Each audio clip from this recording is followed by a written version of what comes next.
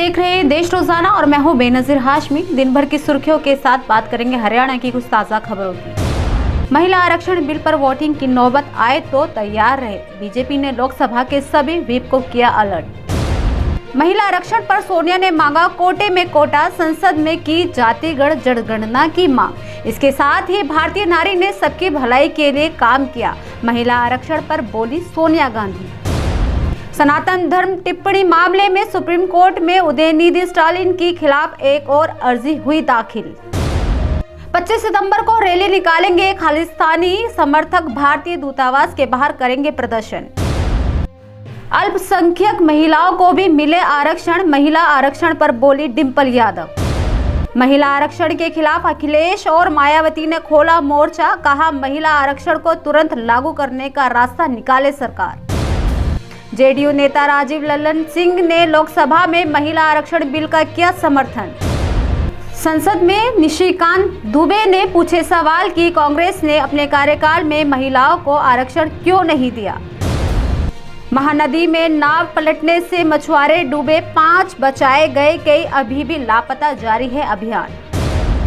दिल्ली के जवाहरलाल नेहरू विश्वविद्यालय परिसर में छात्रों के 2 गुटों में हुआ झगड़ा। घटना में 2 छात्र हुए घायल, पुलिस ने की एफआईआर। झारखंड में रेल रोको आंदोलन, कई ट्रेनें प्रभावित, 2 स्टेशनों पर लोग ट्रैक पर उतरे। कुर्मी समाज में एसटी में शामिल करने की मांग। तुर्की ने यूएन असेंबली में फिर उठाया कश्मीर मुद्दा, कहा साउथ एशिया में विकास के लिए कश्मीर में शांति जरूरी। कनाडा ने अपने नागरिकों के लिए एडवाइजरी जारी की, कहा जम्मू और कश्मीर में जाने से बचे, मणिपुर, असम में भी ना जाने की दी सलाह। पाक के बाद कनाडा ने रॉ पर आरोप लगाया, खालिस्तान समर्थकों के सामने बेबस पीएम ट्रूडो। भारतीय डेवलपमेंट्स के करियर डिटेल्स मांगता है कनाडा। और अब बात करते हैं शेयर बाजार की। सेंसेक्स 750 अंक से ज्यादा टूटा, गिरकर 66,800 के स्तर पर आया। तो ये थी दिन भर की कुछ खास खबरें। अब बात करते हैं हरियाणा की कुछ ताजा खबरों की। फरीदाबाद सेक्टर 12 लघु सचिवालय एफएमडीए की बैठक लेने पहुंचे हरियाणा के मुख्यमंत्री मनोहर लाल खट्टर, जहां उनका कैबिनेट मंत्री श्री मूलचंद शर्मा, विधायक नरेंद्र गुप्ता, विधायक सीमा त्रिखा, जिला अध्यक्ष गोपाल शर्मा और पूर्व राजनीतिक सलाहकार अजय गौड़ ने किया हेलीपैड पर मुख्यमंत्री का स्वागत। आपको बता दें कि जहां सीएम दौरे पर थे, वहीं दूसरी ओर लगभग 45 दिनों से धरना प्रदर्शन कर रही आशा वर्कर्स को सेक्टर 12 लघु सचिवालय के सामने से हटा दिया गया और एक पार्क में, जहां आशा वर्कर्स ने भाजपा सरकार सहित सीएम खट्टर के खिलाफ जमकर विरोध में नारेबाजी की। देखिए एक रिपोर्ट। तो आज जैसे कि यहाँ पता लगा भी सीएम साहब आए हैं, तो कल से ही हमारे जो जिला के CI2 के प्रधान हैं निरंतर पराशर जी, कल से ही उनके पास जो CID वाले थे, DCP है, ACP हैं, सबके फोन आ रहे थे। वो उन्होंने रिक्वेस्ट करी कि भी आप यहाँ पे जो धरना है वो ना लगाएं, इसको स्थगित कर दें 1 दिन के लिए, आप परसों से फिर कंटिन्यू करें। तो हमने कहा हम अपना धरना तो स्थगित नहीं कर सकते हैं, पर यह है कि हम उसको शिफ्ट कर लेंगे अगर आपका प्रोटोकॉल है तो इसलिए वो उसके लिए भी एग्री नहीं थे। ये भी हमने जो जबरदस्ती जो है यहाँ टाउन पार्क में भी हम बैठे हैं कि भी हम यहाँ बैठेंगे और हमें यहाँ से ना हटाया जाए। अगर आपने यहाँ से हटाने की कोशिश करी तो फिर हमारा कुछ और ही रूप देखेंगे। तो उन्होंने फिर इस बात को मानते हुए हमें यहाँ बैठने की इजाजत दे दी है।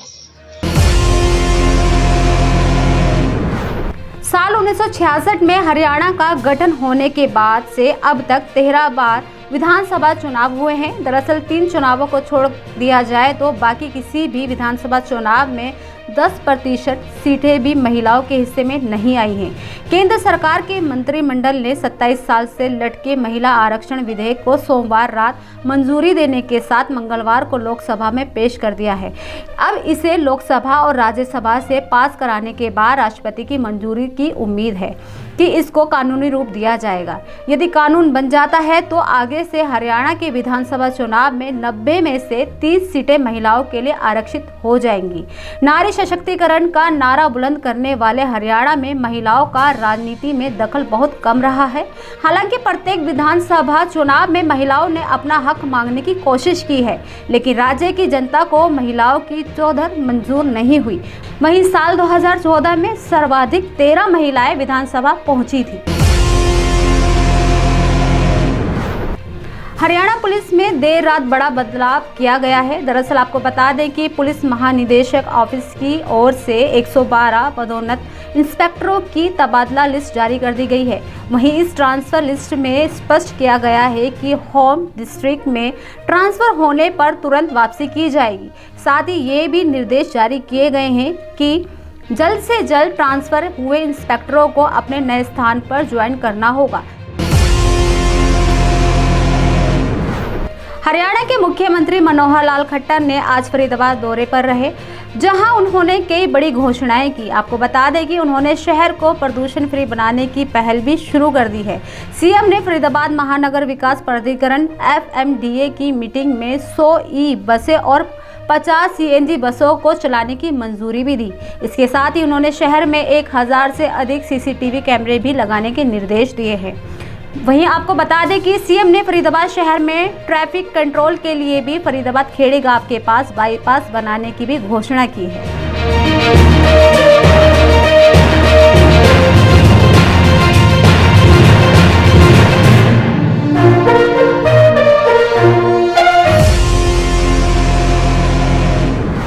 फरीदाबाद में बीती देर शाम तेज रफ्तार बस ने बाइक सवार पिता पुत्र को रौंदकर मौत के घाट उतार दिया। आपको बता दें कि इस हादसे में एक पुत्र की हालत बहुत गंभीर है, जिसे फरीदाबाद के बादशाह खान सिविल अस्पताल से दिल्ली के ट्रामा सेंटर में इलाज के लिए रेफर कर दिया गया है, जहां उनका इलाज चल रहा है और अभी हालत नाजुक बताई हुई है।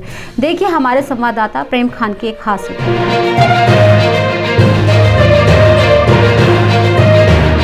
एक्चुअली मैं जब ऑफिस से आ रहा था तो फिर मनीष भैया ने कॉल किया कि अमित जी का एक्सीडेंट हो गया है, तो आप एक काम करिए थाने आ जाइए। मैं कॉल आया था वहीं थाने से कि एक्सीडेंट हो गया है, कुछ चोट फोट है, पूरा बताया नहीं गया था कि क्या हुआ है नहीं हुआ है। हल्का सा बताया गया था कि एक्सीडेंट हुआ है, चोट फोट लगे आने के लिए। तो जब वहाँ पहुँचे तो हमसे जब साइन उन करवाए तो हमें पता चला, वहाँ जब मृत घोषित लिख दिए नीचे तब हमें पता चला मतलब मृत है।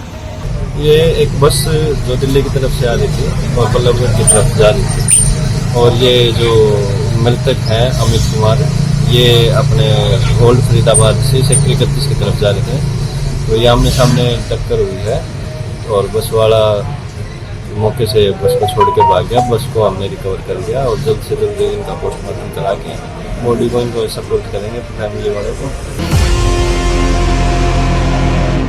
तो ये थी दिन भर की सुर्खियों के साथ हरियाणा की कुछ खास खबरें। कल फिर होगी मुलाकात ऐसी ही कुछ खास खबरों के साथ। तब तक के लिए बने रहिए हमारे साथ और देखते रहिए देश रोजाना। नमस्कार। हमारे साथ जुड़े रहने के लिए देखते रहिए देश रोजाना का YouTube चैनल सब्सक्राइब कीजिए।